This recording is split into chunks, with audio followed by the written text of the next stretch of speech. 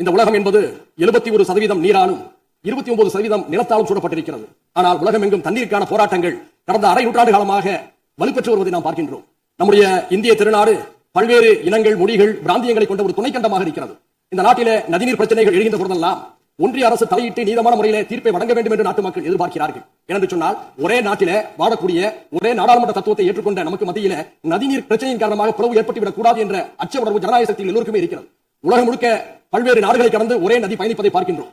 உதாரணத்திற்கு வட ஆப்பிரிக்காவை செழுமைப்படுத்திக் கொடுக்கக்கூடிய நைல் நதி எடுத்துக்கொண்டால் 11 நாடுகளை கடந்து செல்கிறது. எகிப்து, சூடான், உகாண்டா, எத்தியோப்பியா உள்ளிட்ட நாடுகள் பயன்படுகின்றன. அந்த 11 நாடுகளை கடந்து செல்லக்கூடிய அந்த நைல் நதிக்கு மத்தியில பிரச்சனைகள் ஏற்பட்டால் அதை தீர்ப்பதற்காக நைல் பேசின் இனிஷியேட்டிவ் என்ற ஒரு அமைப்பு, நிர்வாக அமைப்பு செயல்பட்டுக் கொண்டிருக்கிறது.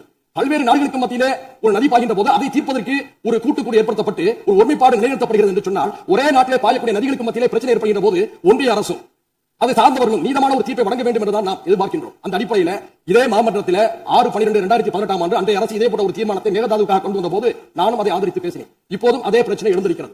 இந்த பிரச்சனை என்பது 4 மாநிலம் தொடர்புடைய என்பதை மறந்துவிடக் கூடாது. கர்நாடகா, கேரளா, தமிழ்நாடு, புதுச்சேரி என்று 4 மாநில மக்களும் இதிலே பயனடைகிறார்கள்.